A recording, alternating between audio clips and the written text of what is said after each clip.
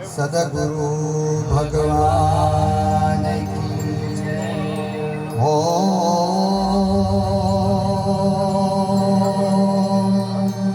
नमः पार्वती पतये हर हर महादेव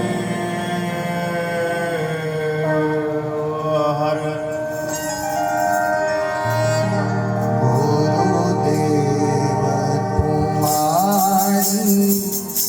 जय जय हो गिरनारी तुम्हारी जय। गुरुदेव तुम्हारी जय जय हो गिरनारी तुम्हारी जय हो। गुरुदेव तुम्हारी जय जय हो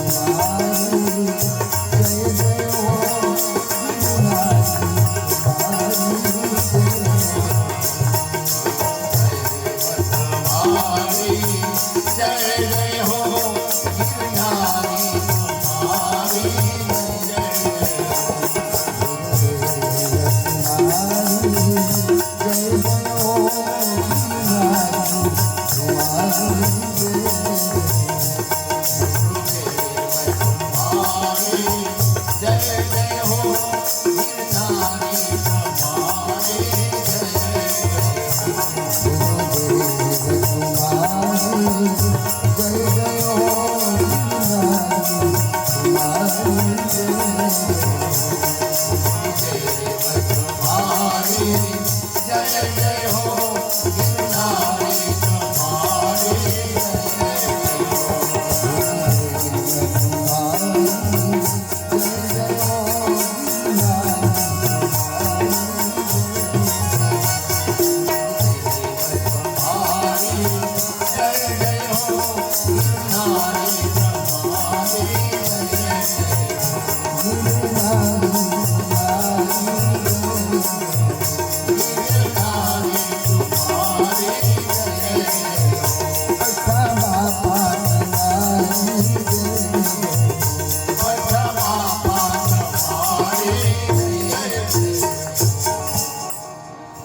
श्री द्वारकाधीश भगवान की जय।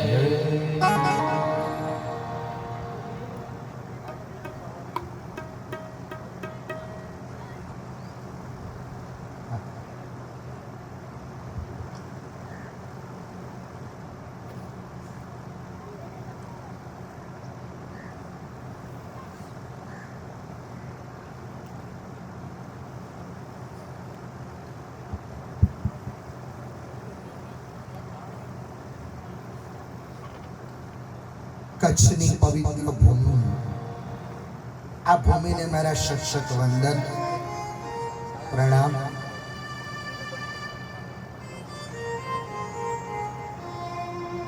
गोपीचंद नाथ महाराज ना चरणों में, महाकाली माताजी ना चरणों में प्रणाम करी। बरंडानी पवित्र भूमि ने मारा शत वंदन प्रणाम साथ उपस्थित आप सौ भक्तजनों हृदय मंदिर में विराजमान परमात्मा स्वरूप ने प्रणाम करी। ઉપસ્થિત આપ સૌ ભક્તજનોને અને સાથે સાથે જે લોકો યુટ્યુબ ચેનલના માધ્યમથી દેશ વિદેશમાં ઘરે બેઠા બેઠા સત્સંગ શ્રવણ કરી રહ્યા છે, એ તમામ ભક્તોને અને ઉપસ્થિત આપ સૌ ભક્તજનોને મારા પ્રણામ. સૌને વ્યાસપીઠ ઉપરથી મારા જય ગુરુદેવ. જય ગુરુદેવ. ગોપીચંદ નાથનું ચરિત્ર આપણે દર્શન કરી રહ્યા છીએ. નવનાથ એ સિદ્ધ સંતો તો થઈ ગયા, પણ સંત કરતા પણ સિદ્ધ યોગી. અને નવનાથનું ચરિત્ર જોઈએ પછી ગોપીચંદનાથનું ચરિત્ર લઈ લો, જાલંધરનાથનું ચરિત્ર લઈ લો કે મત્સ્યેન્દ્રનાથ, આ બધાનું જીવન મનને તમને એક જ વસ્તુ સમજાવે છે કે ભગવાનની કૃપાથી સિદ્ધિ મળે તો સિદ્ધિનું અભિમાન ન કરવું. આપણી પ્રાચીન વાણીઓમાં કીધું કે ગર્વ કિયો સોઈ નર હાર્યો. રામજી ગર્વ ન કર. તો સિદ્ધિના 8 સ્વરૂપ શ્રીમદ ભાગવતજીના 11 સ્કંધમાં વર્ણવ્યા છે. ઉદ્ધવજીએ શ્રી કૃષ્ણ ભગવાનને પૂછ્યું તો ભગવાને કહ્યું કે સિદ્ધિના પ્રકારો કયા કયા છે? અણિમા, લઘિમા, ગરિમા, ઈશિત્વ, વશિત્વ, પ્રાકામ્યા, પ્રાપ્તિ, આ બધી સિદ્ધિઓ છે. અને સિદ્ધિઓ નવનાથને સહજ હતી. કારણ કે વિદ્વાનો એવું માને છે કે જે નવ યોગેશ્વરો છે એ જ નવનાથ બનીને આવ્યા છે.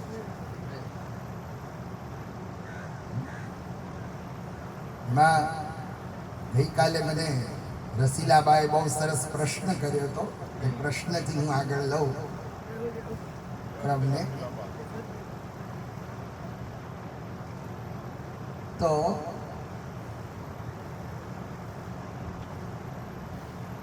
પીપલાદ ઋષિ જે છે, દધીચી ઋષિના પુત્ર પીપલાદ, પણ ઋષભદેવજીના જે પુત્રો થઈ ગયા 9 યોગેશ્વર, એમાં જે પીપલાદ નામના યોગેશ્વર છે એ ગોપીચંદ નાથ બનીને આયા ગૌડ બંગાળમાં, એવું માનવું છે વિદ્વાનો, એવું મંતવ્ય છે. આ બધી કથા મંતવ્ય વાળી પણ છે, કથા સાચી, ચરિત્રો છે સાચા, પણ એ ચરિત્રોમાં પણ વિદ્વાનોના મંતવ્યો, પ્રતિભાવો અહીંયા મૂક્યા છે. પણ મૂળ વાત એ છે કે જ્યારે જલંધરનાથ કુવામાંથી પ્રગટ થયા અને આપણે ગઈકાલે સાંભળ્યું કે કાણિકનાથે પૂતળું બનાવ્યું, 5 પૂતળા બનાવ્યા. ચરિત્ર એ હતું. અને કુવામાંથી અવાજ આવ્યો, કોણ? એટલે ગોપીચંદ મહારાજે કહ્યું કે હું રાજા ગોપીચંદ. રાજા ગોપીચંદ એટલું બોલી અને ખસી ગયા. પૂતળું બળીને ભસ્મ થઈ ગયું. તો રાજા ગોપીચંદ, પતિ ગોપીચંદ, આ બધા સ્વરૂપો આપણે જોયા. તો ભગવાન રાજાને નથી મળતા, કે ભગવાન ધનવાનને પણ નથી મળતા. એવું નથી કે જે જ્ઞાની હોય, જે પંડિત હોય એને ભગવાન મળે. ભગવાન કોને મળે છે? જે ભગવાનનો સાચો ભક્ત હોય ને એને ભગવાન મળે છે. આ સમગ્ર ચરિત્ર એ સમજાવે છે ગોપીચંદ મહારાજ કે ઈશ્વરને પ્રાપ્ત કરવા હોય તો ભક્તિ એ જ પરમ ધન છે. ભગવાન ભક્તિથી વશ અને પછી ગોપીચંદ નાથે ગુરુનું શરણું સ્વીકાર્યું ત્યારે ગુરુએ ગોપીચંદ મહારાજને દ્રષ્ટિ આપી છે. એક વસ્તુ સમજી લો કે જે કંઈ થાય છે બધું આંખથી થાય છે. સારું નરસું જે કંઈ તમે જુઓ એ આંખથી જુઓ છો. આંખથી દેખાય કે આ માણસ સારા છે, આ માણસ ખોટા છે. આંખથી વેર ભાવ પણ થાય, પછી આંખથી ઈર્ષા પણ થાય, આંખથી રાગ દ્વેષ પણ થાય. જે બધું થાય છે એ આંખથી થાય છે. પણ સદગુરુની કૃપા થાય ને તો દ્રષ્ટિ મળે, અને જ્યારે સદગુરુ દ્રષ્ટિ આપે ને તો એ દ્રષ્ટિથી મને ને તમને ભગવાનના દર્શન થાય. એટલે મારા મત અનુસાર આ જે પાટોત્સવ છે કે આપણે દર અખાત્રીજે ભેગા થઈએ છીએ, અને આજ તો બીજનો ચંદ્રમા, આપણે ત્યાં બીજનું બહુ મહત્વ છે. બીજના ચંદ્રમાનું ખૂબ મહત્વ છે.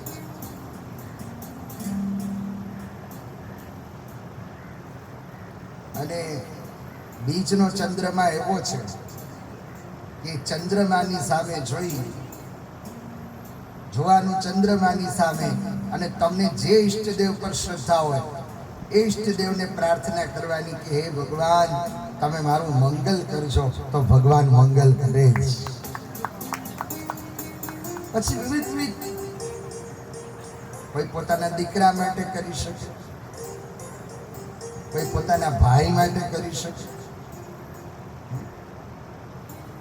ભાઈ દૂર દૂર હોય, વિદેશમાં હોય, તો બેન છે ને ચંદ્રમાની સામે જોઈ અને ચંદ્રમાને પ્રાર્થના કરતી હતી કે હે ચંદ્રમા તમે મારા ભાઈનું કલ્યાણ કરજો. એ ચંદ્રમાને પ્રાર્થના કરતી હતી ને એટલે બાળકોને એમ કહેતા હતા ચંદા મામા. આજે ચંદા મામાની કલ્પનાઓ આવી છે, એ અહીંયાથી આવી છે. અને બીજું, બીજનો અર્થ તિથિની દ્રષ્ટિએ પણ બીજ એ બરોબર છે, પણ બીજનો એક અર્થ એવો થાય છે, બીજ એટલે ગર્ભ. ગર્ભ તો જીવને કર્મ અનુસાર માના ગર્ભમાં આવવું પડે છે. આપણે જે આવીએ છીએ કર્મવશ આવીએ છીએ. પુનરપી જનનમ પુનરપી મરણમ પુનરપી જનની જઠરે શયનમ. તો જીવને કર્મવશ આવવું પડે છે. ભગવાન પોતાના ઈચ્છાથી અવતાર લેવા વાળા છે. જીવને બીજમાં આવવું પડે છે કર્મવશ, પણ ભગવાન તો બીજની બહાર છે. ભગવાનને આ કશા બંધનો લાગતા નથી. પોતાની ઈચ્છાથી અવતાર લેવા વાળા છે, અને એટલે જ બહાર બીજના ધણી એવો પ્રયોગ આપણે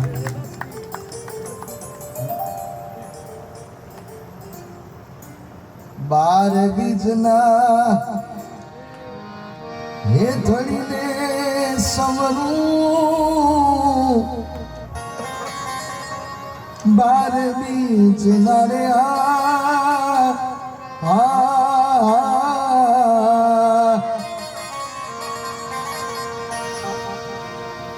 ધણીને હું સમરું, નકળંગની જાધારી મારા રામદેવ વાગે ભડાકા ભારી રે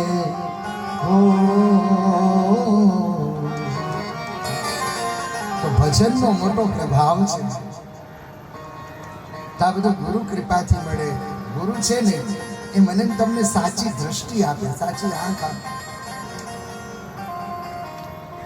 હું એ કહેવા જતો હતો કે આપણે દર સાલ આ પઠા બાપાના ઉત્સવમાં મળીએ છીએ. 3 દિવસ બધા આવે છે.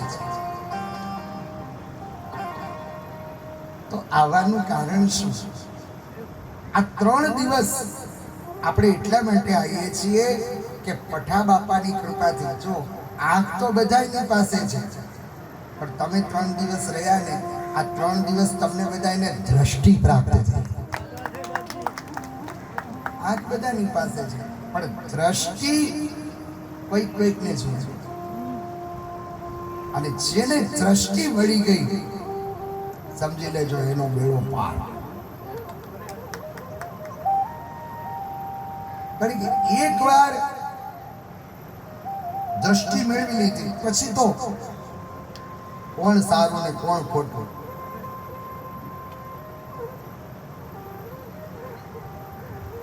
પણ ગોપીચંદ મહારાજની માં મેનાવતી,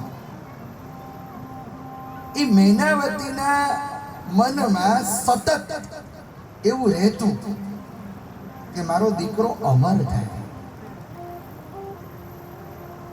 અમર થાય એટલે ખાલી જીવવાનું નહીં હો. ખાલી તો બધા જીવે છે, ખાવું પીવું ને સુઈ જવું. જો 3 ભ હોય છે કોઈ પણ જગ્યાએ. 3 ભ ને લોકો સાથે રાખે છે. એ 3 ભ કયા કયા? કેટલાક લોકો એવી ઈચ્છાથી આવે કે સારું ભોજન મળે.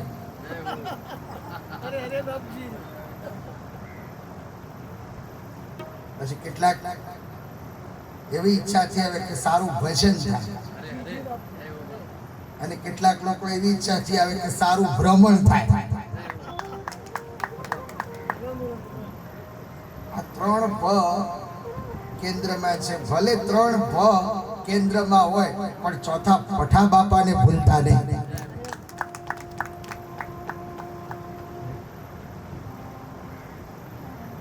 તો અમર થવું એટલે ખાલી જીવવું એમ નહીં. ગોપીચંદ મહારાજ તો અમર જ છે, નવનાથ અમર જ છે. પણ અમરત્વની પરિભાષા શું? કદાચ ભલે માણસનું સ્થૂળ દેહ ન હોય, સ્થૂળ શરીર. આજે તમે નરસિંહ મહેતા એવું નામ બોલો તો નરસિંહ મહેતાનું સ્થૂળ શરીર ભલે નથી. નરસિંહ મહેતા આ સંસારમાં નથી, પણ એનું જીવન એટલું પવિત્ર છે કે હજી આજે પણ નરસિંહ મહેતાને આપણે યાદ કરીએ. એનું નામ અમરત્વ. વ્યક્તિ ભલે ન હોય, પણ એ વ્યક્તિને યાદ કરે. मर कर भी अमर नाम उस जीव का जग में. कितनी सरस बात करी. है वो आँख जो शाम का दर्शन किया करे, है शीश जो प्रभु चरण में वंदन किया करे. बेकार वो मुख है जो रहे व्यर्थ बातों में. बेकार जो मुख है वो रहे व्यर्थ बातों में. मुख वो है जो हरि नाम का सुमिरन किया करे. हीरे मोती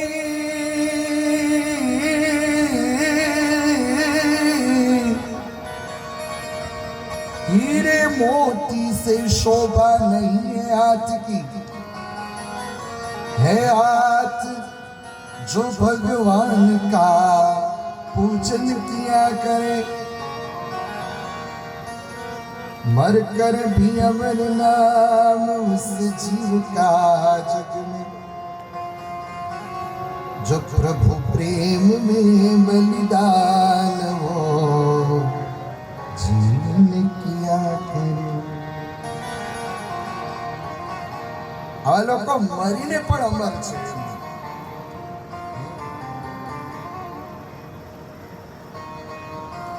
આજે સવારે સવારે બહુ સરસ મજા આવી. નારાયણ સરોવરના અમે દર્શન કર્યા એટલે તીર્થયાત્રા થઈ ગઈ. અને નારાયણ સરોવર પછી હું ગયો નરેડા,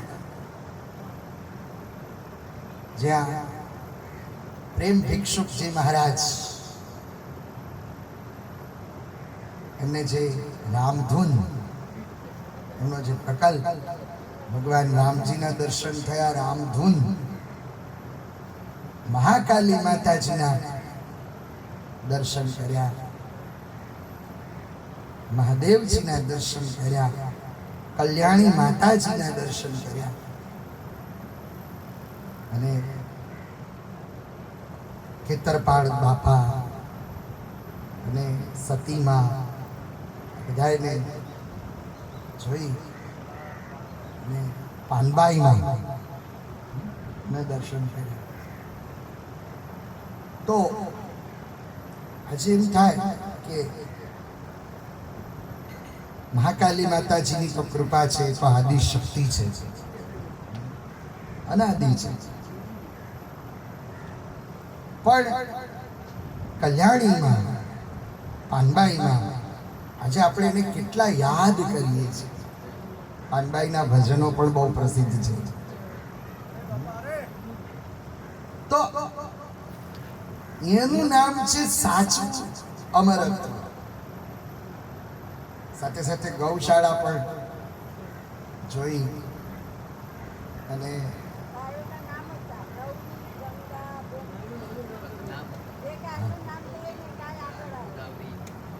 હા, જો ભગવાન કૃષ્ણનું જે સમગ્ર ચરિત્ર છે, ભગવાન કૃષ્ણ ગાયો ચારવા માટે જાય છે ને ભગવાન કૃષ્ણએ એમની ગાયોને આવા નામ પાડ્યા હતા: ગૌરી, ગંગા, કાળી, કુંવરી. જે ગાયને બોલાવે એ ગાય ભગવાનની પાછળ પાછળ આવે.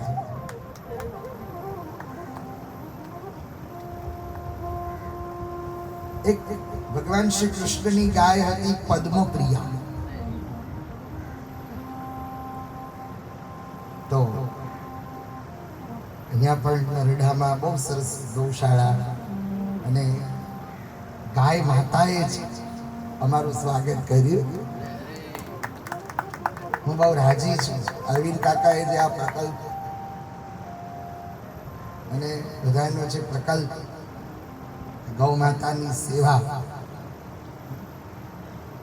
તો આનું નામ જ તો અમરત્વ છે. બીજી તો અમરત્વની શું પરિભાષા? કે જગત આપણને યાદ કરે. જીવતા જો આવડે તો જીવનમાં લહેર છે, પણ ન જીવતા આવડે તો જીવન ખારું ઝેર છે. એ આપણે શીખી લેવાનું. આપણે શું કરવું છે?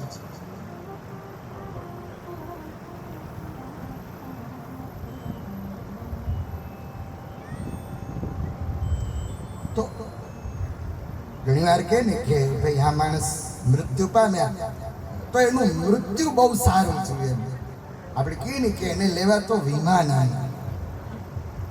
પણ વિમાનની વ્યાખ્યા શું? વિમાન કોને કહેવાય? જે વ્યક્તિ માન સહિત આ જગતમાંથી વિદાય થાય, જે જીવે પણ માન સહિત અને જાય તો પણ જે માન સહિત આ જગતને છોડીને જાય, એ સાચો વિમાન.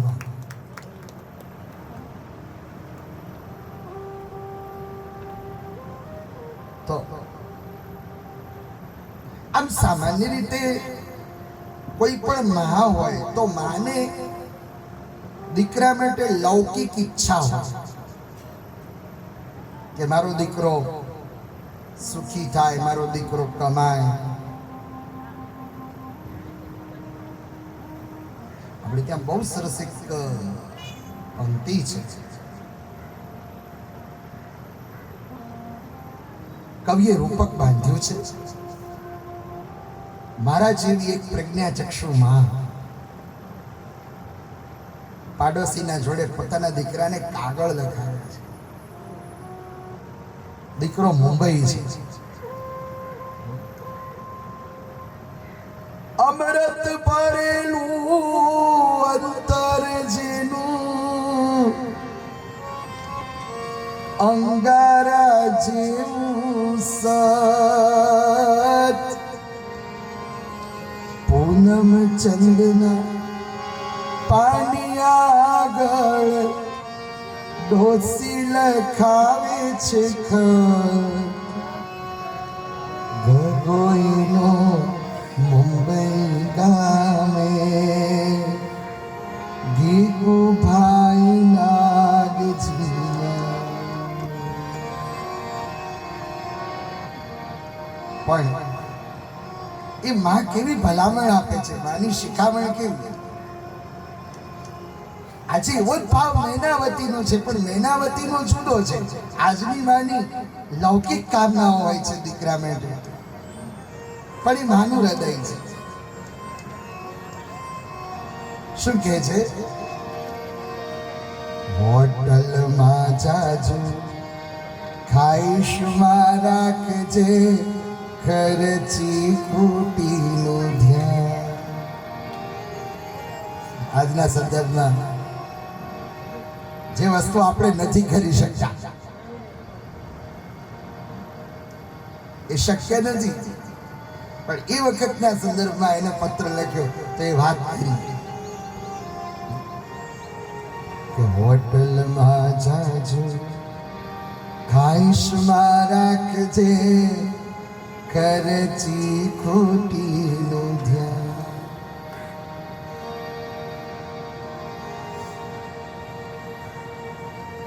આજના સંદર્ભમાં એને કીધું હશે, એની કેટલી વિચારસરણી હશે. એને ખબર હશે કોરોના મહામારી આવશે, અને કોરોના મહામારી એવી આવશે કે માણસ પાસે માણસ નહીં બેસી શકે. ત્યારે એ સમયે જે કંઈ હશે ને એ થોડું કામ લાગશે. એને એવું વિચાર્યું હશે. આ તો હું એમ વિચારું છું, આ તો ઘણા સમય પહેલાની વાત છે અને રૂપક છે. હોટલમાં જાજુ ખાઈશમાં રાખજે ખર્ચી ખૂટીનું ધ્યાન. દવા દારૂના દોકડા આપણે, દવા દારૂના દોકડા આપણે કાઢશું ક્યાંથી ભાઈ. કાયા તારી રાખજે રૂડી, ગરીબોની છે મૂડી. કાયા તારી રાખજે રૂડી, ગરીબોની છે.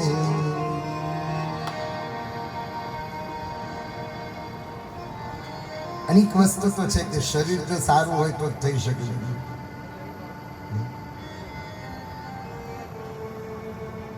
પણ મૈનાવતીને એવો કોઈ લોભ નથી. મૈનાવતીના મનમાં એવું નથી કે મારો પુત્ર રાજા બને. મૈનાવતીને એના મનમાં એવો ભાવ છે કે મારો દીકરો રાજ્ય છોડે, ગૌડ બંગાળ છોડે અને ગોવિંદ તરફે ગતિ કરે.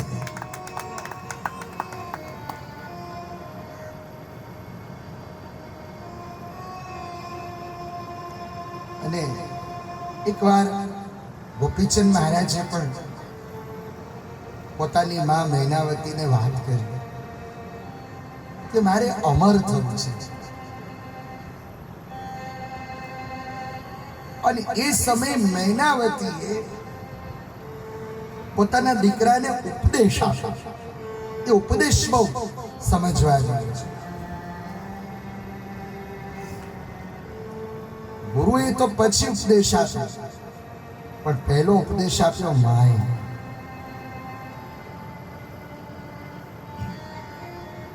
મૈનાવતી કહે છે કે આ જગતમાં કોઈ કાયમી નથી. આ સંસારમાં જેનો જન્મ થાય છે એનું મૃત્યુ નિશ્ચિત છે.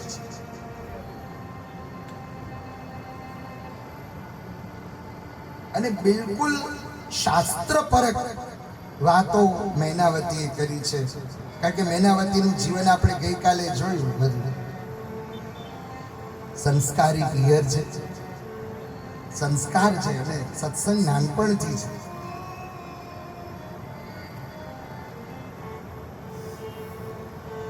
તો મૈનાવતી કહે છે કે બેટા, આ જગતમાં જેનો જન્મ થાય ને એનું મૃત્યુ નિશ્ચિત છે. મૃત્યુનું કારણ કોઈ રોગ નથી કે ભાઈ માણસ બીમાર પડ્યો ને માણસ મરી ગયો. મૃત્યુનું કારણ રોગ નથી, પણ મૃત્યુનું કારણ એ જન્મ છે.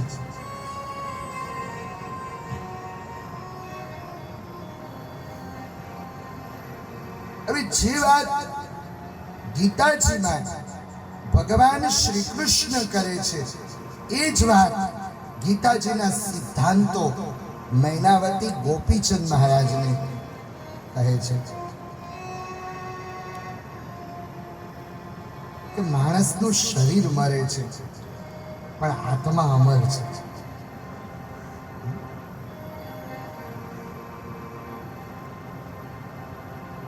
ગીતાજીમાં ભગવાને પહેલા તો સામાન્ય અર્જુનને વાત કરી કે ભાઈ તારી અપકીર્તિ થશે. પછી અર્જુનજીએ ભગવાનને કહ્યું કથમ ભીષ્મમ અહમ સંખ્યે દ્રોણમ ચ મધુસૂદન યશુભિ પ્રતિયોસ્યામિ પૂજાહાર અરિસૂદન.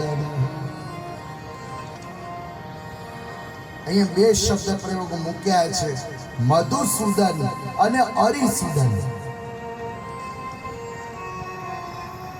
તો ત્યાં ભગવાનને અર્જુન પૂછે છે કે આ ભીષ્મ પિતામહ જેના ખોળામાં હું રમ્યો,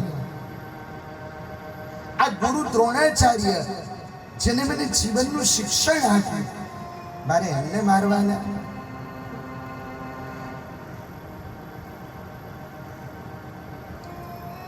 કાર્પણ્ય દોષોપહત સ્વભાવ પૃચ્છામિ ત્વામ ધર્મ સમ્મૂઢ ચેતા યશ્રેય નિશ્ચિતમ બ્રૂહિ તન્મે શિષ્યસ્તેહમ શાધિ મામ ત્વામ પ્રપન્ન. તમે કેવા છો? પ્રપન્ન. હું તમારી શરણે આવ્યો છું. અને એ સમયે શ્રી કૃષ્ણ ભગવાન અર્જુનને કહે છે હે અર્જુન, તે જે વાત કરી ગુરુ દ્રોણાચાર્ય, પિતામહ ભીષ્મ, તું આ બધાના શરીર સાથે પ્રેમ કરે છે કે આત્મા સાથે? જો તું આ બધાના શરીર સાથે પ્રેમ કરતો હોય તો શરીર તો નાશવંત છે. એ આજે જન્મે અને કાલે મરી જાય. અને જો હે અર્જુન તું આત્મા સાથે પ્રેમ કરતો હોય ને તો આત્મા તો ક્યારે જન્મતોય નથી ને મરતોય નથી. એ અમર છે. ભગવાને ગીતાજીમાં કીધું, પહેલા તો ભગવાને શું વાત કરી શરૂઆતમાં? અશૌચ્યાનમ અશૌચત્વ પ્રજ્ઞાવાદાં ચ ભાસસ ગતાશુ ન ગતાશુશ્ચ નાનુશૌચંતિ પંડિત. તો પંડિત જેવા વાક્યો બોલે છે, પણ જે પંડિતો છે, જે જ્ઞાનીઓ છે, એ જીવતા કે મરેલાનો શોક કરતા નથી.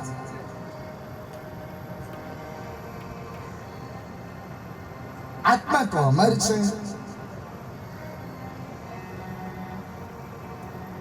આપણે દ્રશ્ય છે, પણ આત્મા કેવો છે? દ્રષ્ટા છે.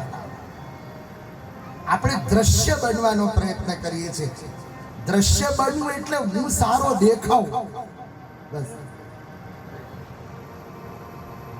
એક તો માણસ સારો દેખાવ કરવામાં દુઃખી થાય, બીજું માણસ સારો પ્રભાવ પાડવામાં દુઃખી થાય, ત્રીજું કે માણસ સ્વભાવથી દુઃખી થાય,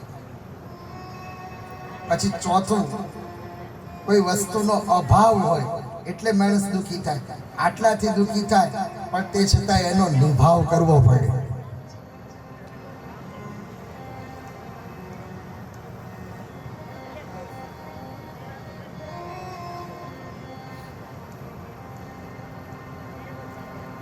તો આત્મા ક્યારેય જન્મતોય નથી કે મરતોય નથી. ન જાયતે મ્રિયતે વા કદાચિત નાયમ ભૂત્વા ભવિતા વાનુભૂય. અજો નિત્યો, નિત્ય છે, શાશ્વત છે, સનાતન છે.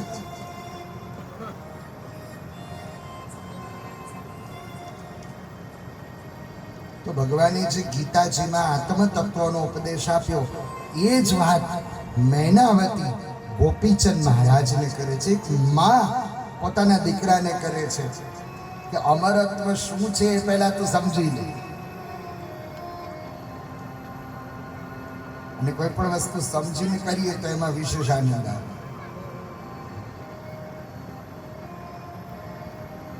સમજ્યા વગરનું જીવન ભલે જીવો વર્ષ 1000, પણ સમજીને જો જીવો તો થઈ જાય બેડો પાર.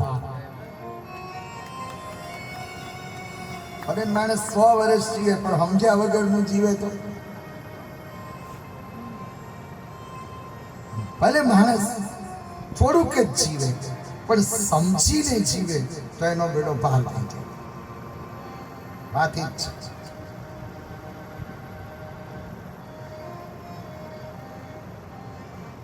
અને આ જ વાત કબીરજીએ બહુ સરસ કરી છે, જે મૈનાવતી પોતાના દીકરાને કહે છે કે આ જીવ છે ને એ પરદેશી છે. સારું.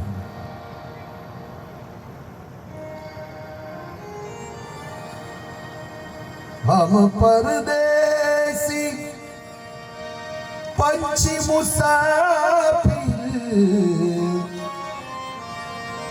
हम परदेसी पंछी मुसाफिर, यहाँ सैलानी रेवू तमारी हे नगरी मारा, जब लगे दाना पानी राम, जब लगे दाना पानी. જ્યાં સુધી દાણા પાણી છે ત્યાં સુધી આપણે છીએ. ખેલ ખેલ કર ખેલ કરીને, ખેલ ખેલ कर खेल करी ले, आ खेल चोगानी भाई, आ खेल चोगानी.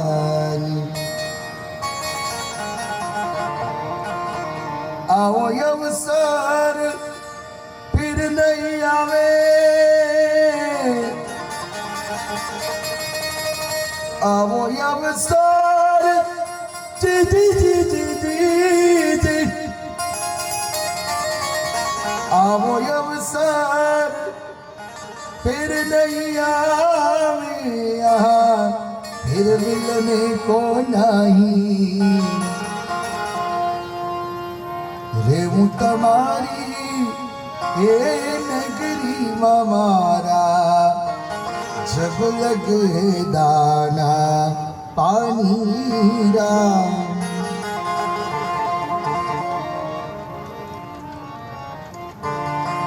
અને મૈનાવતી કહે છે ગોપીચંદ મહારાજને અને એ જ વાત કબીર અહીંયા કહે છે સમન્વયાત્મક છે આ બધું ચેતન હો તો ચેતજો ભાઈ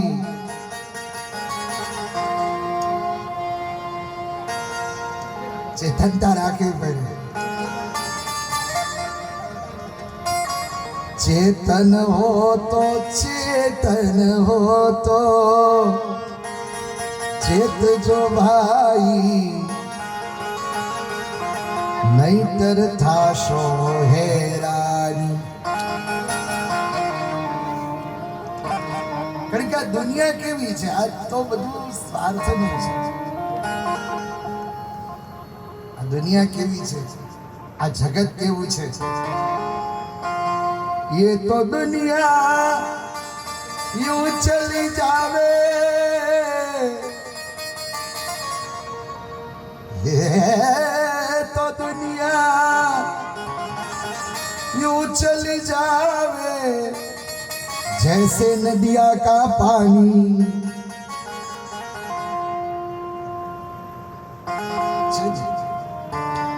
આપણે એવું જ છે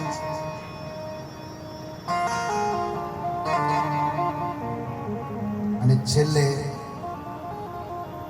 બહુ સરસ કબીરજી કહે છે છેલ્લી બે વાતો મૂકે છે એ વાત મૈનાવતી પોતાના દીકરાને કહે પરદેશીની પ્રીતડી ભાઈ બહુ પ્રેમ ન કરવો કાયા જીવને કહે છે આત્માને કહે છે પરદેશીની પ્રીતડી ભાઈ बीत गई जिंदगानी भाई बीत गई जिंदगानी बोल्યું ચાલ્યું માફ કરજો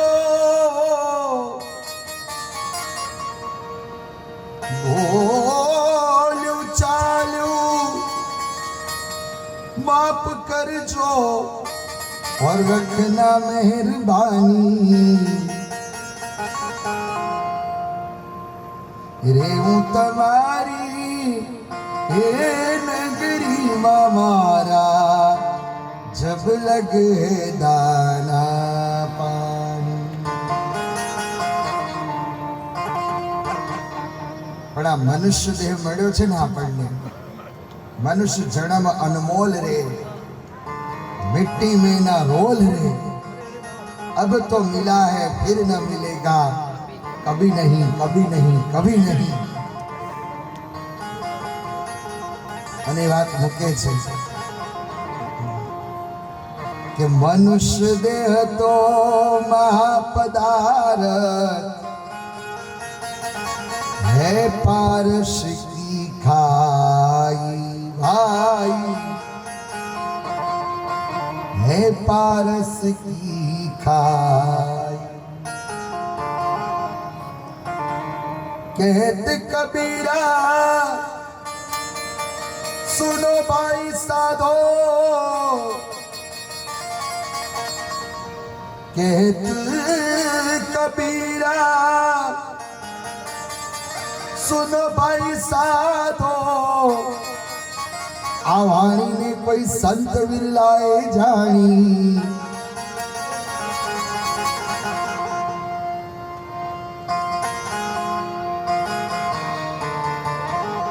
तो जो મૈનાવતી પોતાના દીકરાને કહેવા માંગે છે ને એ જ વાત ઉપનિષદોમાં પણ છે ને ગીતાજીમાં ભગવાન શ્રી કૃષ્ણ અર્જુનજીને કરે છે. આમ સમન્વયાત્મક છે આ બધા પ્રસંગો કે શાસ્ત્રથી શરૂ થયેલી વાતો અને એ ભજનોમાં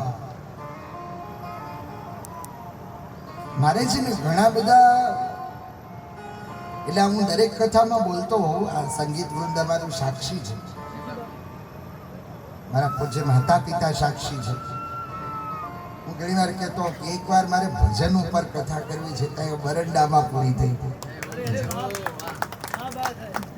કે ભજન અને સંત પરંપરા ઉપર મારા વિચારો જે કંઈ મને કાલું ઘેલું આવડે છે એ હું મૂકી શકું. અને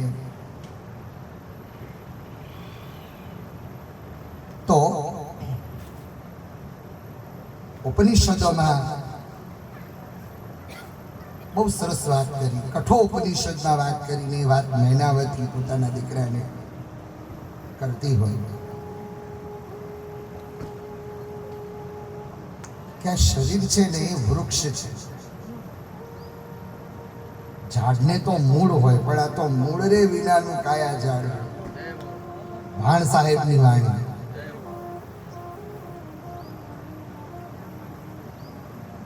રવિ ભાણ પરંપરા અમારે જે અમદાવાદ બાજુ, અમદાવાદ કદાચ સૌરાષ્ટ્ર પણ કહી શકાય, એ બાજુનો જે ઠક્કર સમાજ છે એ લોકોનું પણ એ શ્રદ્ધાનું કેન્દ્ર બિંદુ ભાણ તીર્થ અમીજલા નળ સરોવર બાજુ. તો આજે કાયા છે, મૂળ રે વિનાનું કાયા છે. મૂળ રે વિનાનું કાયા ઝાડવું. એને પડતા ન વાર લાગે કે નહીં. ઘણા માણસો કાલે તો વાતો કરતા હતા,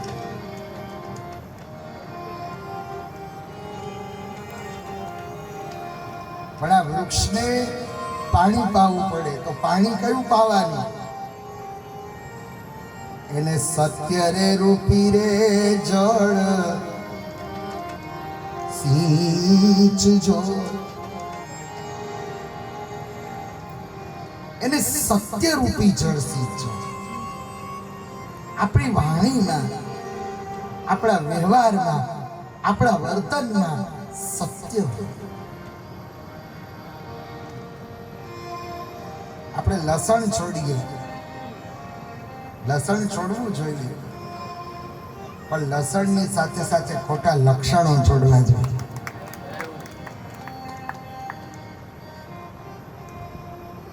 ડુંગળી છોડવી જ જોઈએ, પણ એની સાથે સાથે ખોટા ડખા છોડવા જોઈએ.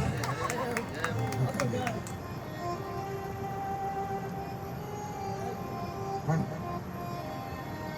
આપણે બધા કેવા છે કે દ્રશ્ય બનીએ છીએ, અને આત્મા કેવો છે એ દ્રષ્ટા છે. કારણ કે આત્માને કોઈ બંધન નથી. જે બંધન છે એ શરીરને બંધન છે.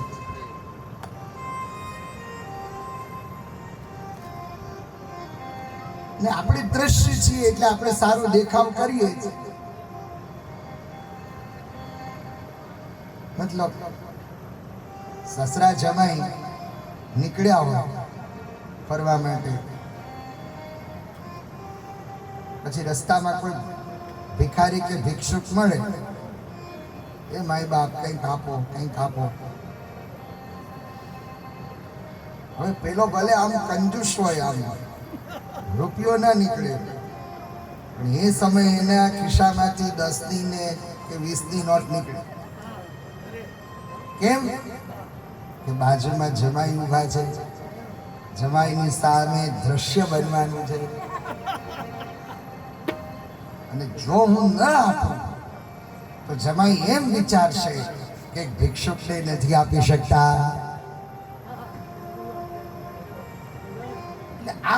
દ્રષ્ટાંત આપવાનો હેતુ એ છે કે આ આપણી સ્થિતિ એવી છે.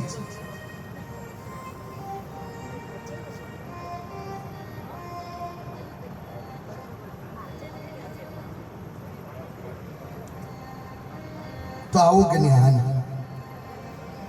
મૈનાવતી આત્મતત્વનું આપ્યું અને આત્મતત્વનું જ્ઞાન આપ્યા પછી મૈનાવતી એટલું જ કીધું કે બેટા, મારી પણ ઈચ્છા છે તને અમરત્વ મળે, અને તારે જો અમરત્વ મેળવવું હોય તો તું ગુરુનું શરણું સ્વીકાર. જાલંધરનાથ જેવા સિદ્ધ ગુરુ, તે ગુરુનો કેટલો અપરાધ, ગુરુનું શરણ સ્વીકાર અને તને અમરત્વ આપશે. ગોપીચંદે ગુરુ જાલંધરનાથનું શરણ સ્વીકાર્યું. ગુરુ જાલંધરનાથે પણ ઉપદેશ આપ્યો છે, એ ઉપદેશ પણ આપણે સાંભળીશું. પણ ગોપીચંદ મહારાજના મનમાં એક ઈચ્છા, એક ખંત ત્યારથી જ કે મારે અમર થવું છે. પણ એક દિવસનો પ્રસંગ છે સફેદ છાપ.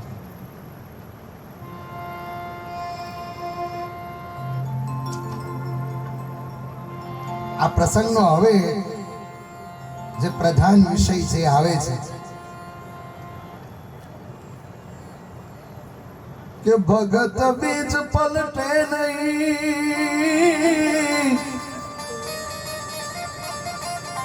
જુગ જાય અનંત, ઊંચ નીચ કુલય અવતરે, આખિર સંત નો સંત. આ બધો ઉપદેશ મૈનાવતી આપ્યો, પણ ગૌડ બંગાળમાં થોડો સમય એવો બને છે, થોડા સમય પછી ગોપીચંદ મહારાજનો જન્મ દિવસ આવે છે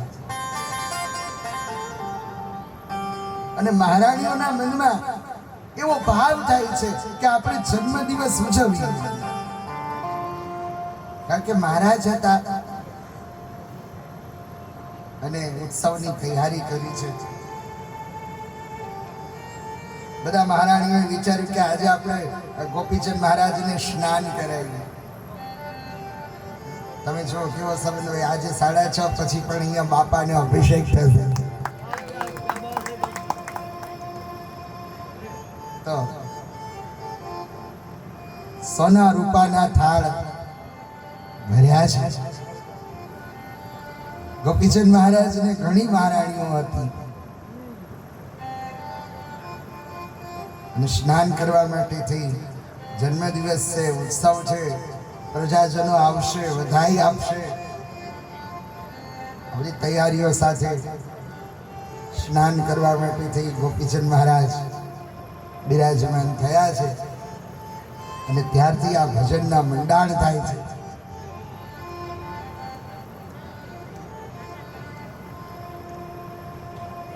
સોનલા હે વાટકડીને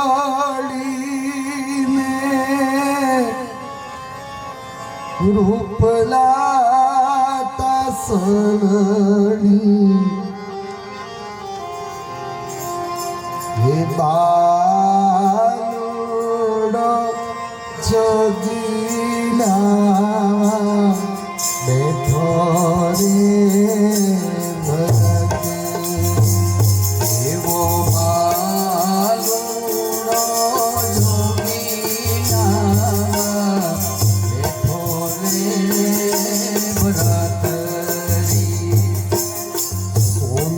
સોનલા વાટકડી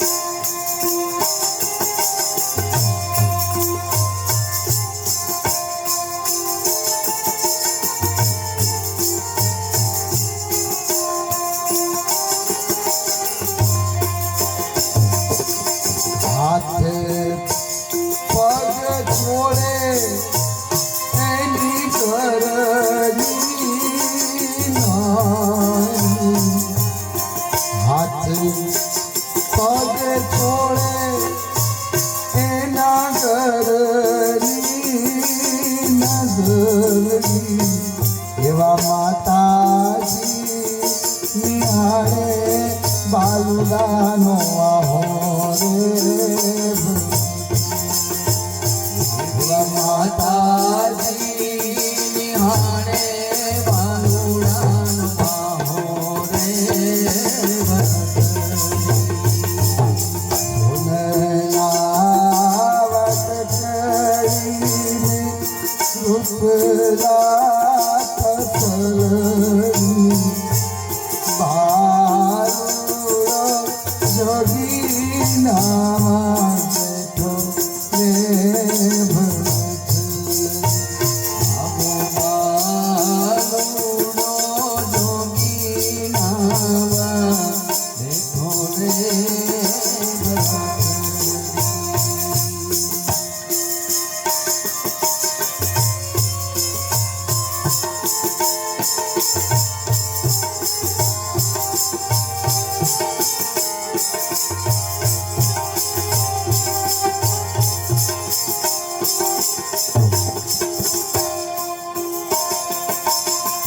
નથી રે વાદળડી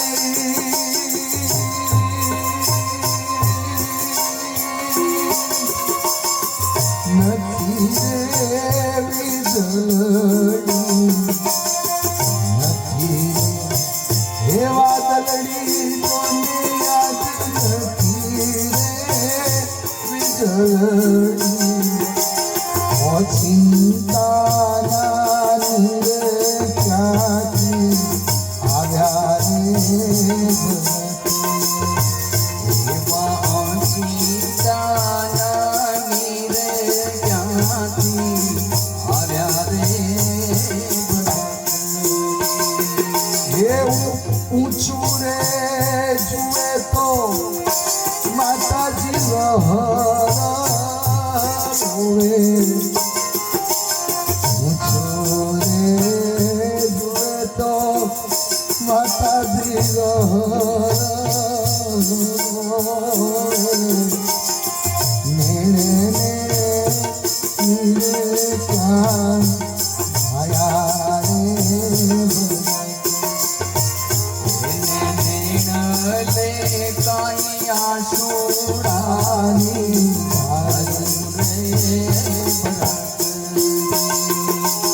સોનેલા એવા ટકરીને ઉપલા તલડી બાળો જોગી ના બેઠો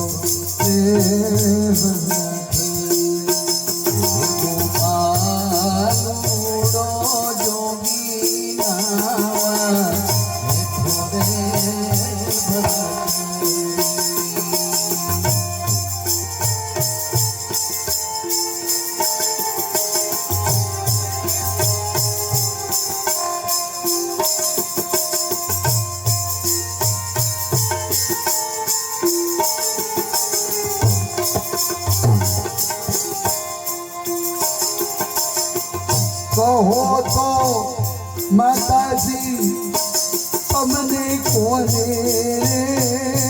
દુલાદો કોને દિલે તમારા તમારા રે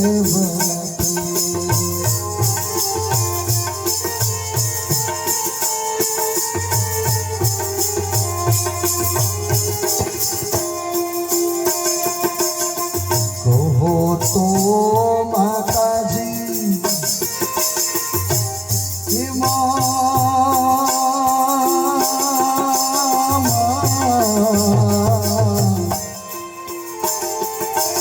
કહો તો માતાજી એની જીભલની કાપું ઓચિંતાના ત્યાંથી આયા રે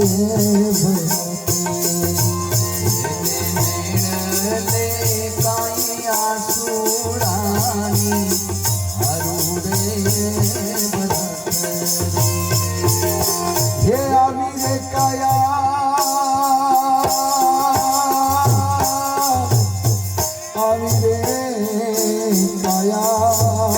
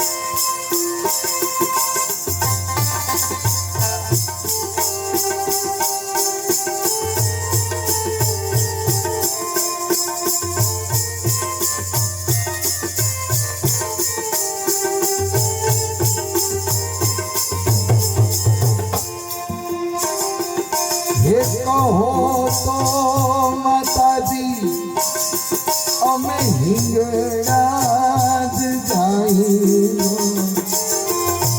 કહો તો હે માતાજી અમે હિંગળાજ જાઈલો હિંગળાજમાં ઠુમરું લાવું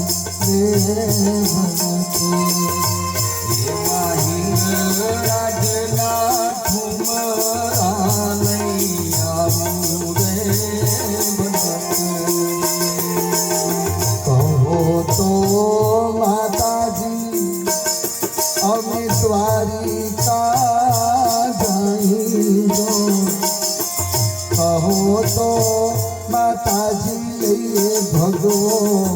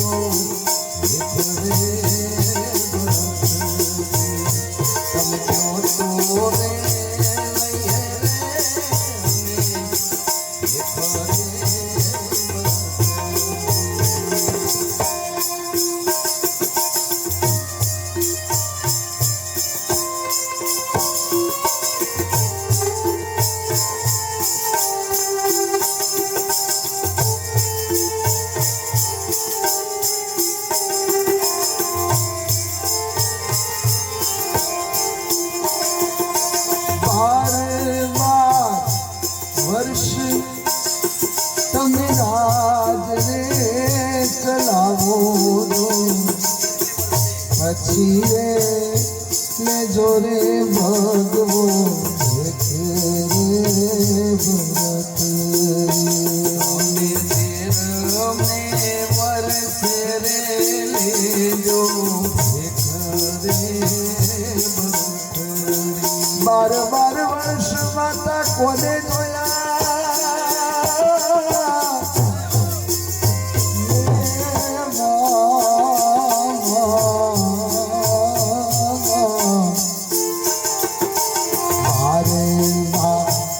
હે વર્ષો માતાજી કોને રે જોયા જો અમે આજે જ લઈએ ભગવો દેખે રે અમે આજે લઈએ ભગવો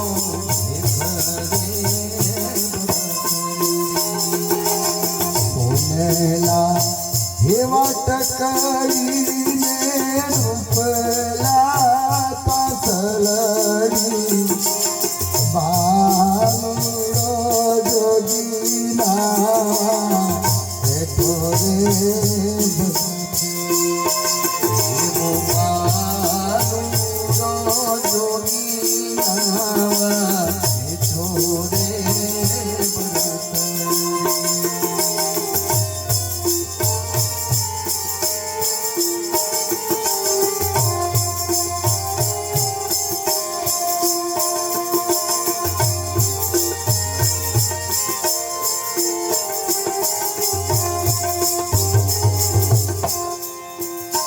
રે જાજો રે દીકરા તમે પરદેશ જાજો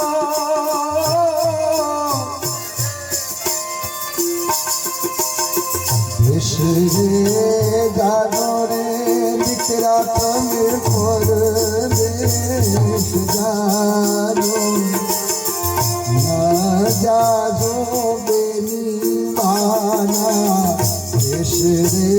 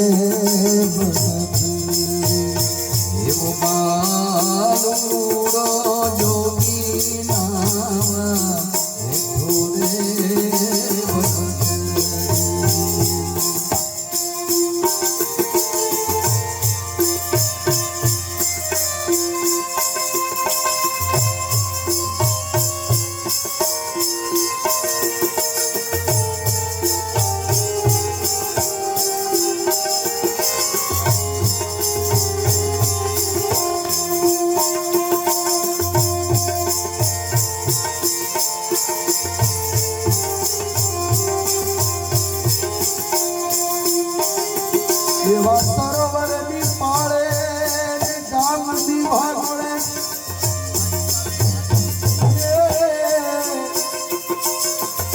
અમરની ભાગોળે એવા સરોવરની પાળે તેરી કાઈ જોગીની જમાતું રે ભરત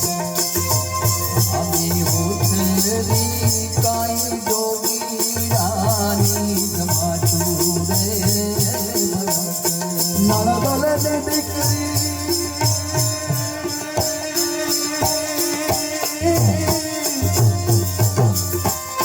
જેનું સોનબાઈ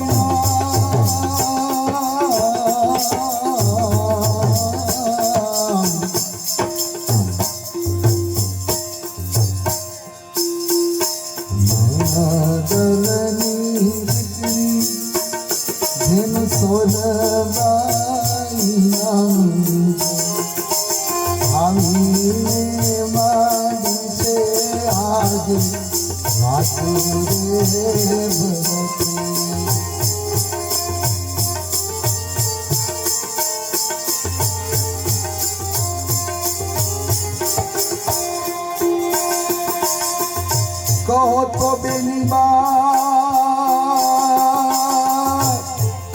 તમને તમારો વીરો બતાવું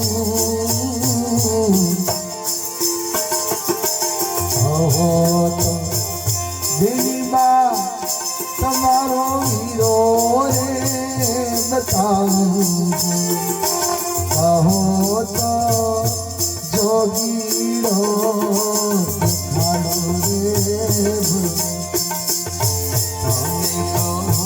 તો દેખાડું મારું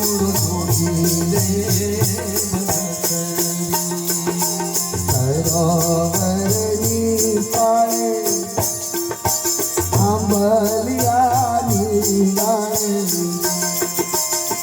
તેરી કાઈ જોગીની જમાતું રે ભરત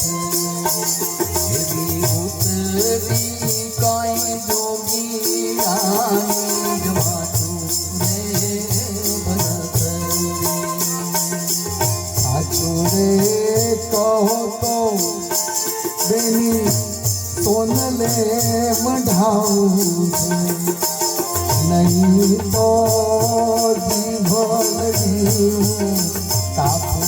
અમે જૂઠું રે બોલો તો જીવડી કાપું રે સોનેલા એવા ટકરીને ઉપલા તસલજી એવો બાલુડો જોગી નાવા બેઠો રે એવો માલુડો જોગી નાવા બેઠો રે બળતરી.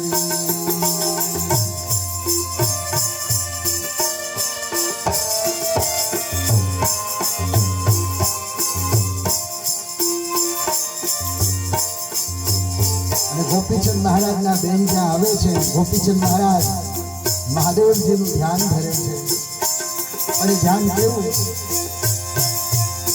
નમઃ શિવાય ઓમ નમઃ શિવાય નમઃ શિવાય ઓમ નમઃ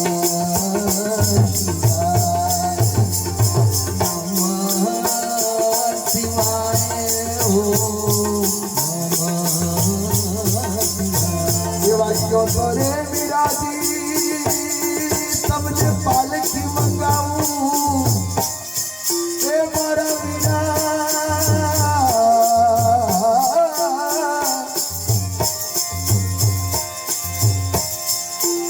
એવા જોતો રે વિરાજી તમને પાલકી મંગાવું જોતો રે રાજ પાછાય પાવે અમે જોતો રે અપાવું પાછા તારા રાજ રે બળતરી. હે રાજ ન જોઈએ બેની મારે પાઠ ન જોઈએ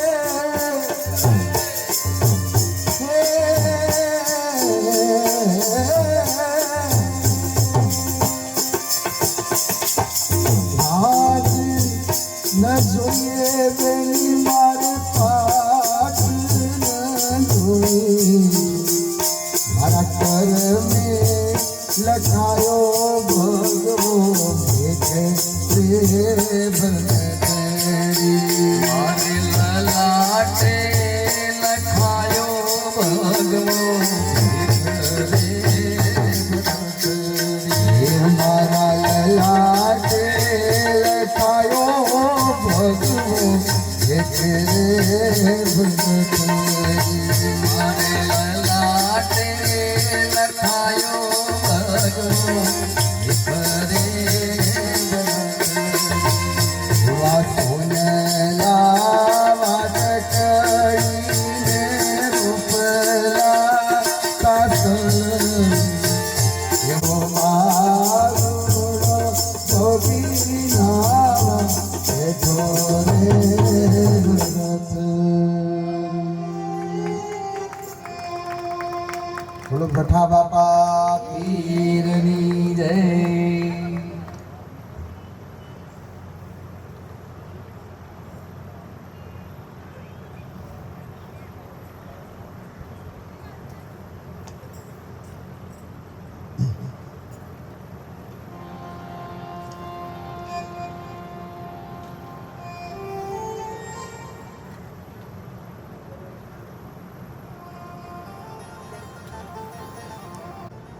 આ ભજન આપણે સમજ્યા કે સોના રૂપાના થાળ ભર્યા છે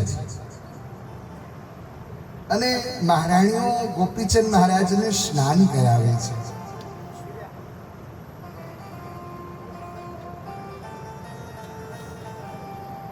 હાથ પગ ચોળે એના ઘરની નારલડી પણ માતાજી નિહાળે દીકરાનો વાહો રે ભરત. આ બધું દ્રશ્ય મૈનાવતી રાણી ઉપર બેઠા બેઠા ઝરૂખામાં જુએ છે કે કેવી રીતે જન્મદિવસ ઉજવાય છે. અને ગોપીચંદ મહારાજનું શરીર જોઈ અને આજ મહારાણી મૈનાવતીને પોતાના પતિ ત્રિલોકચંદની યાદ આવી ગઈ છે.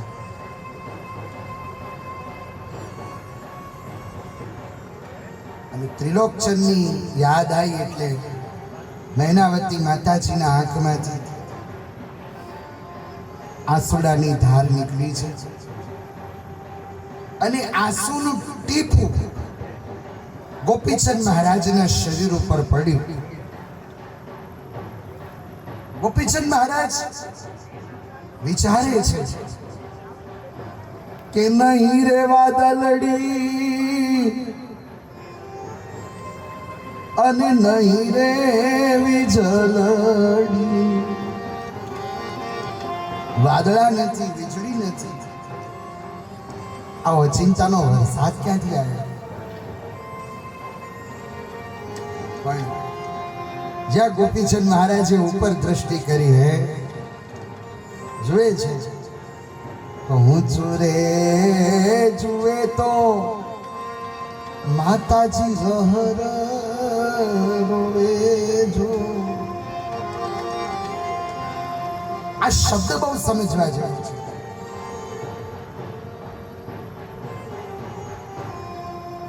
રહર રોવું એટલે રહર રોવું એનો અર્થ શું? કે મૈનાવતી એ બારે રોતી હતી અને ભીતરે રોતી હતી.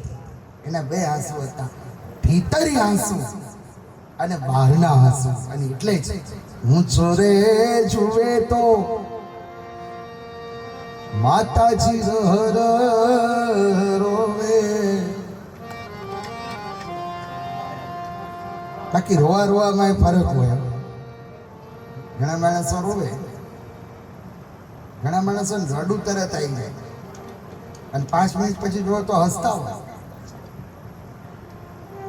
પણ એવા આંસુ મૈનાવતીના નહોતા. મૈનાવતી ભીતર પણ રડતી હતી અને બહાર પણ રડતી હતી.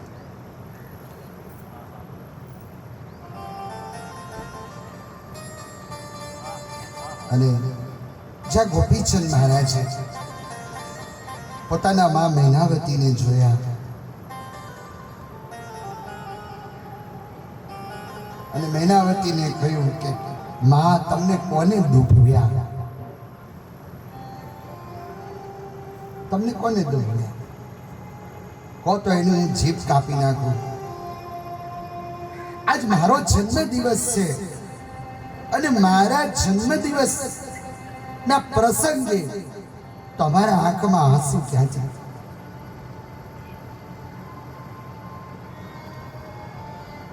તમને મારા મહારાણીઓએ દુભવ્યા, કોને દુભવ્યા? ત્યારે મહારાણી મૈનાવતીએ કીધું કે અમને કોઈને નથી દુભવ્યા, પણ આજ તારો જન્મદિવસ હતો ને, આજે મને તારા પિતાજીની યાદ આવી ગઈ કે જેવી તારી કાયા હતી, જેવું તારું શરીર હતું ને, એવું જ તારા પિતાજીનું શરીર હતું. આજે એની મને યાદ આવી ગઈ અને એટલે જ હું રડું છું કે તારા પિતાજીની કાયા પણ આવી રીતે ચિતામાં રાખ થઈ ગઈ. એટલે મૈનાવતી એમ કહેવા માંગે છે કે તને જે શરીર મળ્યું છે ને, આ શરીર ભોગ ભોગવવા નથી મળ્યું, તપ કરવા મળ્યું છે. નથી તું સાધના કર. અને આ શબ્દ પર ગોપીચંદ મહારાજે સંન્યાસ લેવાનો નિર્ણય કર્યો કે હું સંત થઈશ. પણ જો મૈનાવતી મહારાણીએ માત્ર ગોપીચંદ મહારાજને જ્ઞાન જ નથી આપ્યું, પણ ગોપીચંદ મહારાજની પરીક્ષા કરી છે. પરીક્ષા લીધી છે માતાજીએ, જોયું છે કે મારો દીકરો કેવો છે, સાચો છે કે કાચો છે.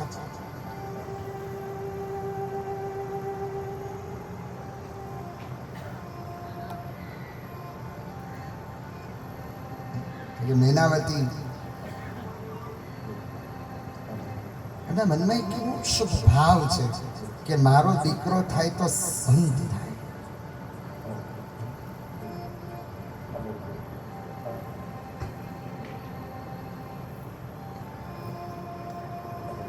ત્યારે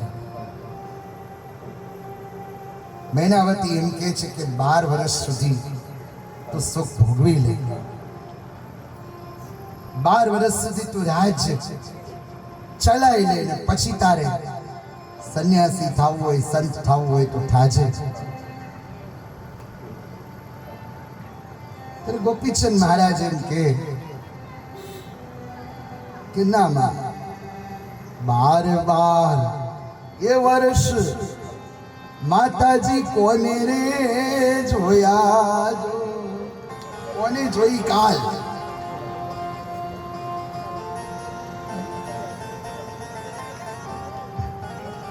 ને એવું લાગે છે કે આ ગોપીચંદ મહારાજના આ શબ્દને અમારે કૃષ્ણાબેને બરાબર પકડી લીધા છે.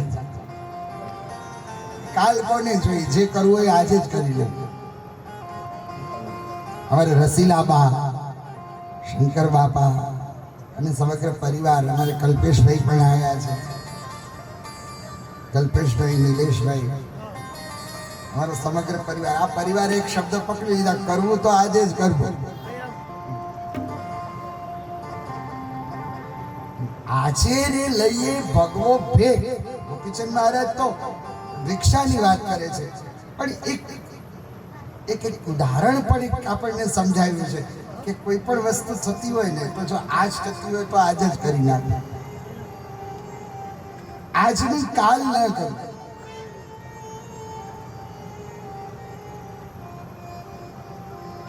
મહારાજ દશરથજીએ વશિષ્ઠજીને કહ્યું કે મારી એવી ઈચ્છા છે કે હું રામને રાજા બનાવું, રામજીનો રાજ્ય અભિષેક થાય, તમે કોઈ મુહૂર્ત કાઢો. ત્યારે ગુરુદેવ વશિષ્ઠજી કહે છે, બેગી વિલંબન કરીએ મૃપ, સાજીએ સબઈ સમાજ, સુદિન સુમંગલ તબઈ જબ, રામ હોય જુવરાજ. બેગી એટલે આજે જ કરી દઈએ. પણ મહારાજ દશરથજીએ કીધું ના, આપણે કાલે કરીશું. એ આજનું કાલ કરવા ગયા તો કાલ 14 વર્ષ પછી થઈ. એટલે 12 એ વર્ષો હે માતાજી કોને રે જોયા. એટલે હું એમ કહું કે દર સાલ હવાય ને તો આ પઠા બાપાના સાનિધ્યમાં આવી જ જવાનું. કાલ કોને દીઠી 12 એ વર્ષો કોને રે જોયા જો. અમે તો આજે જ લઈએ ભગવો દેખ રે ભરતી.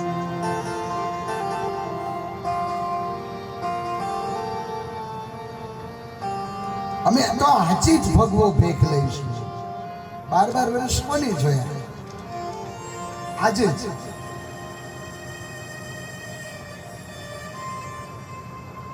પણ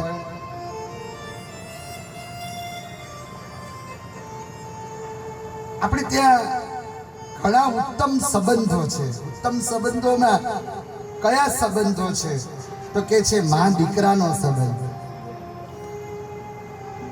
પિતા પુત્રનો સંબંધ, પતિ પત્નીનો સંબંધ, પણ આ બધા સંબંધોમાં એક પવિત્રમાં પવિત્ર સંબંધ એ છે ભાઈ અને બહેનનો સંબંધ.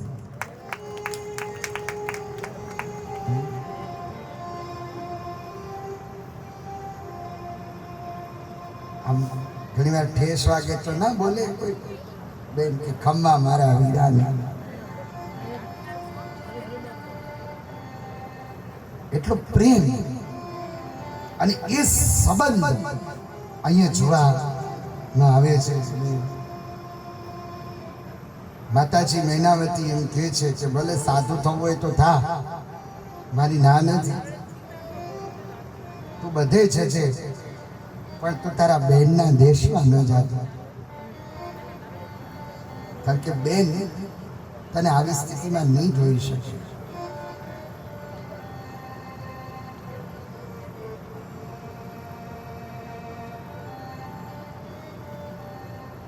આ બધી વાત બને છે. તો અહીંયા જે મૈનાવતી એનો સંવાદ પૂરો થાય છે. જે વાત અહીંયા જન્મદિવસ ઉજવવાની હતી, પણ માતાના એક શબ્દ ગોપીચંદ મહારાજને વૈરાગ્ય જાગ્યું છે.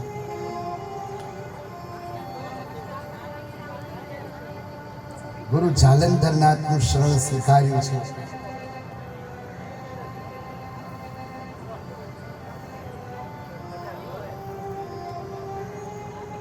અને ગુરુ જાલંધરનાથ પાસે આવીને બસ ગોપીચંદને એક જ વાત કરીને આપણી પ્રાચીન વાણીઓમાં કીધું છે, સાધુ તેરો સંગલો ન છોડું મેરે લાલ. હે ગુરુજી, હવે તો તમારું જ શરણ છે, કૃપા કરો. સાધુ તેરો સંગલો ન છોડું મેરે લાલ, लाल मेरा दिल में संतो लागी वैरागी रामा, जोયું મેં તો જાગ્યું.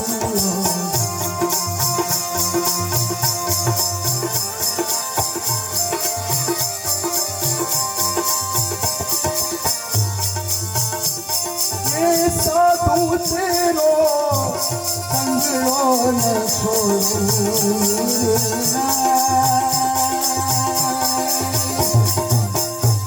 લાલ મેરા દિલ મેં સંતો લાગી વૈરાગી રામા, જોયું મેં તો જાગી હો.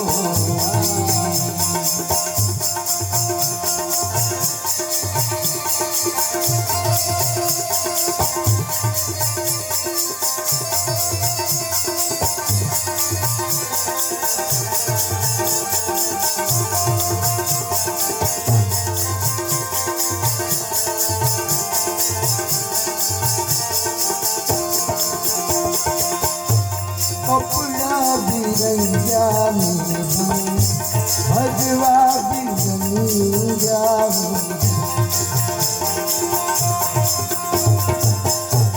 કપડા બિરંગ્યા મેરે ભાઈ, અંચલા બિરંગ્યા.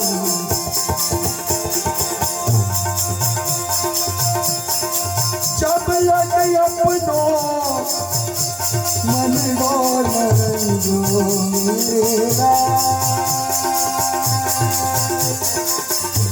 लाल मेरा दिल में संतो लागी वैरागी रामा, जोયું મેં તો જાગ્યું, જોયું મેં તો જાગ્યું.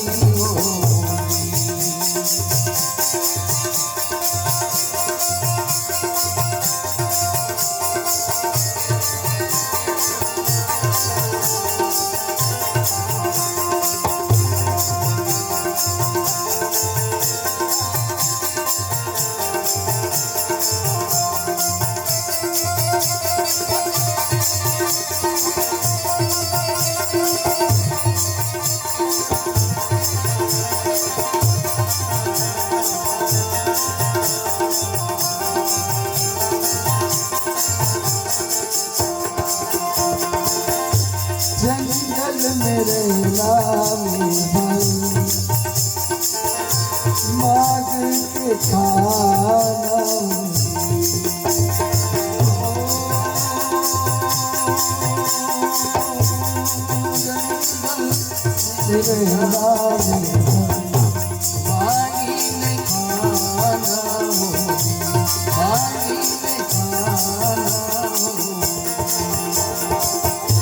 टुकड़े में से टुकड़ा कर देना मेरा लाल मेरा दिल में संतो लाल मेरा मीरा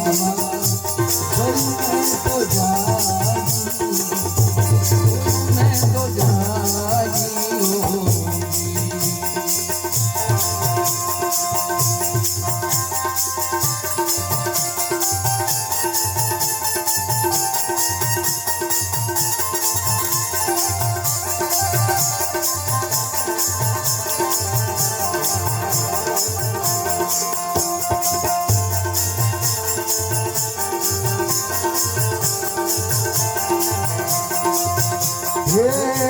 जालंधर नो चेलो गोपी चंद बोलिया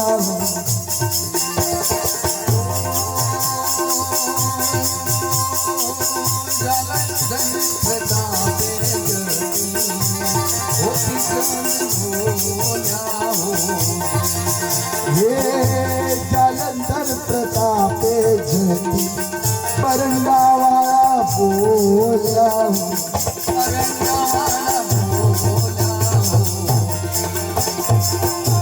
चरण कमल बलिहारी मेरे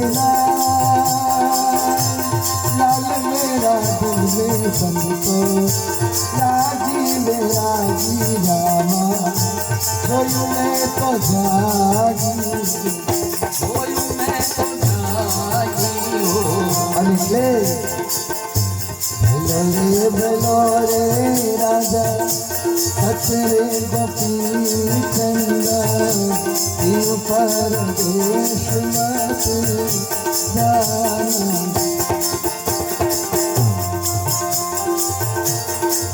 रे से जड़िए हमने निजरा में आवे मोरे मन लागे भावे भलोरे राजा सचरे गोपी चंद ऊपर देश मत जाना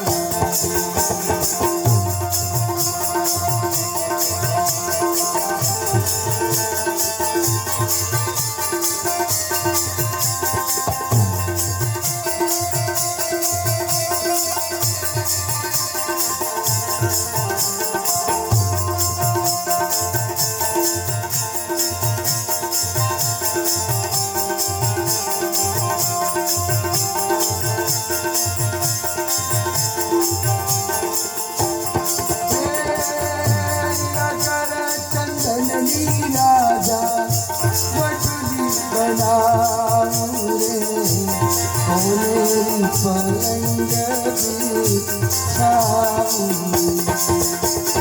सावरे सोनानू तारू अपर बनाऊ हिरला मोती दे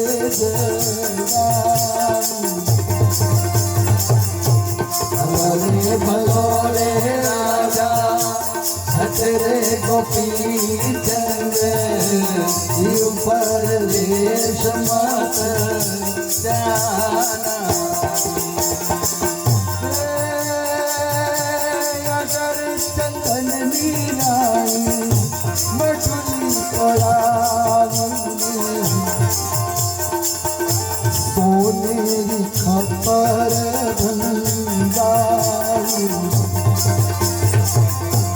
आवरे सोनानू तारू खपर तोड़ाऊ हिरला मोती मारे मन भावे भलोरे राजा सचरे गोपी चंद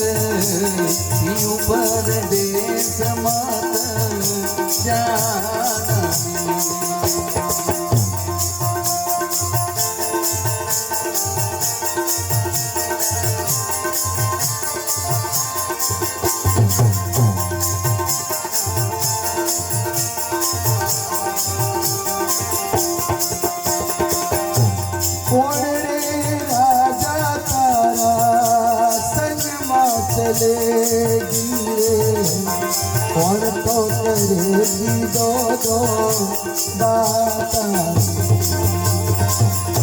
કોણ રે રાજા તારા ચરણ પધારશે કોણ રે લાય દીધું છે ભાતા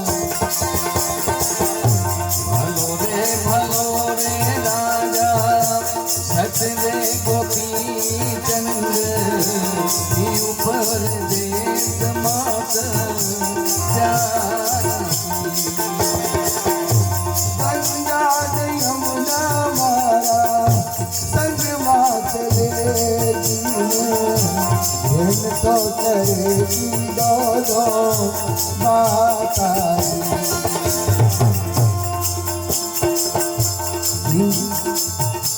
પિંગડા ને પિંગડા મારા સંગમાં ચલે ગીરે એને તો કરેગી દો માતાજી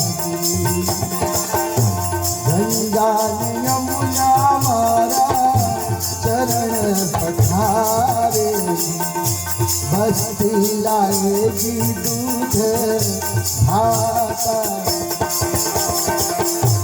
ભલો રે રાજા સચરે ગોપી ચંદ્ર ઉપર દેશ માત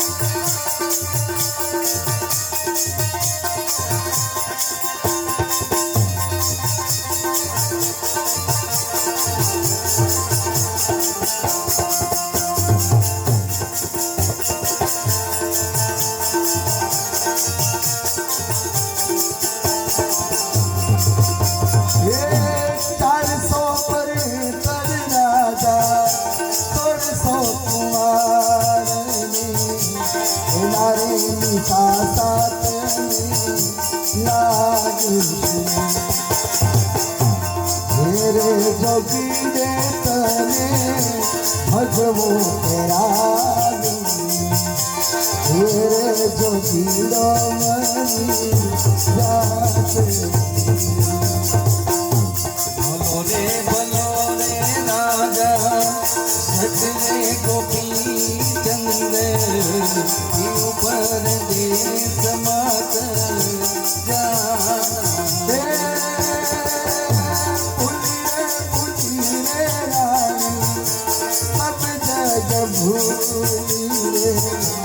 गुरुजी ने गाली मती देना जालंधर प्रतापे जती गोपी चंद बोल्या जालंधर प्रतापे आज बरंदावाड़ा बोल्या अमेरे जोगीरा भली भाती भलो रे राजा सचरे गोपी चंद्र ઉપર દેશ મત ભલો રે રાજા સચરે ગોપી ચંદ્ર ઉપર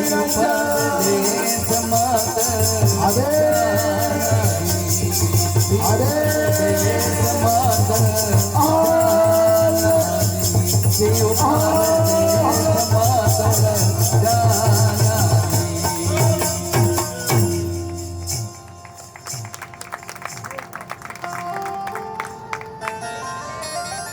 તો આવી રીતે ગુરુ જલંધરનાથના શરણે ગોપીચંદ મહારાજ પોતે આવ્યા છે અને હવે જલંધરનાથ જે ગોપીચંદ મહારાજને જ્ઞાન આપશે. મને કીધું હતું કે કાલે કયો વિષય આવશે, એટલે હું શરૂઆતમાં એમ કહેતો હતો કે ભાઈ આ તો સત્સંગ છે, બાપા જે બોલાવે. પણ આપણે અત્યારનું જે સત્ર છે એમાં ઉપદેશ સાંભળ્યો મૈનાવતી. મૈનાવતી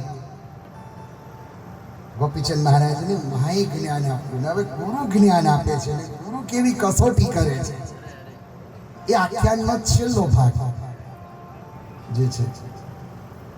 અને પછી એ ગોપીચંદ મહારાજને અમરત્વ મળે છે અને એમને પાકિસ્તાનમાં ખૂબ વિચરણ કરી છે. બલુચિસ્તાનમાં ગોપીચંદ મહારાજના વિચરણો છે અને એમની ગુફાઓ છે. અને બલુચિસ્તાનમાં રહીને પણ ત્યાંના જીવોનું કલ્યાણ કર્યું. કારણ કે ગોપીચંદ મહારાજનો જે સમય હતો એ સમયમાં તો અખંડ ભારત હતું, પણ એમને ત્યાં વિચરણ કર્યું અને ત્યાંના જે વ્યક્તિઓ હતા એ વ્યક્તિઓના અસાધ્ય રોગો એમને મટાડ્યા, અસાધ્ય રોગો દૂર કર્યા. એટલે ત્યાંના લોકોએ ગોપીચંદ મહારાજને કીધું કે તમે અમારા રોગો દૂર કર્યા છે ને એટલે આજથી તમે અમારા પીર છો. એટલે બોલો પઠા બાપા પીરની જય. એટલે કેવી રીતે પઠા બાપા પીર કહેવાય ને એનું એક સંશોધન આ મળે છે. પણ મારા ખ્યાલથી 6:30 વાગે આપણે ઉપર જવાનું છે, ધૂપ પૂજન. તો બસ અત્યારના આ સત્રને અહીં જ પણ ઉપર ધૂપના દર્શન અને આજ બીજનો ચંદ્રમા અને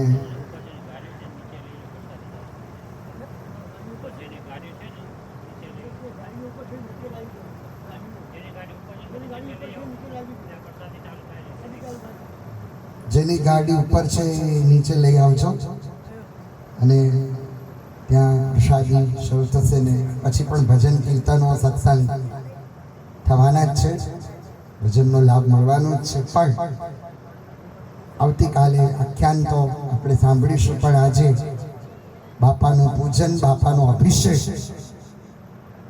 અને જે અહીંયાનો ઉપક્રમ છે ભજન અને ભોજન, આ બંને આપણે જોઈશું. બસ આજના ચરિત્રને અહીં જ આપણે વિરામ આપીએ છીએ. ફરી એકવાર ગાડી જેની ઉપર હોય એ ગાડી નીચે લાવજો એટલે સહજતા રહે.